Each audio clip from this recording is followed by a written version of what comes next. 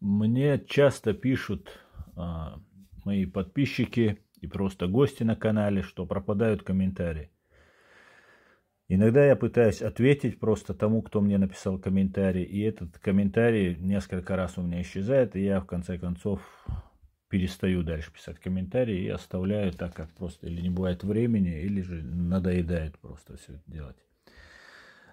И вот я сейчас хочу записать еще раз видео. Я записал его, выложил у себя на канале, но вот я выложу уже более подробно, чтобы было понятно, что я имею в виду. Тут мой канал постоянно атакуется.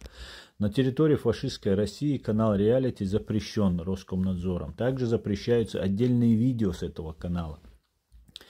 Также запрещен еще один канал мой, запасной резервный канал Аслан Арцуев. И удаляются комментарии, убираются подписчики, убираются просмотры и всячески пытаются русские фашисты мешать доносить нам правду до людей. Ну, давайте сейчас я попробую загрузить текст в разделе «Сообщество». Вот мой канал, переходим в раздел «Сообщество». Вот смотрите, выкладываю.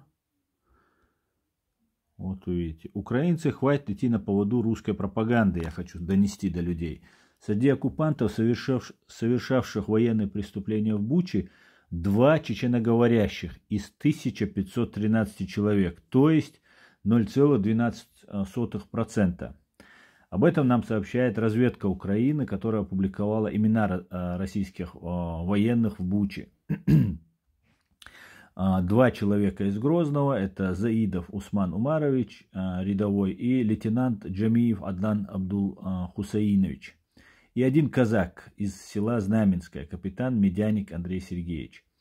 Ну вот это 3 человека из Чеченской республики и 2 из них чеченцев. Но нам постоянно пытается, в том числе и Гончаренко сегодня, да и все, и пытаются переложить вину с русских на чеченцев. Ну, об этом я много говорил, сейчас не об этом. Давайте вот смотрите, загрузил вот этот текст. Смотрите, публикуем. Опубликовано, вот смотрите. Это то, что есть у меня на канале. Вот смотрите. Перезагрузим. 9 секунд. 12 секунд. 15 секунд. И опа.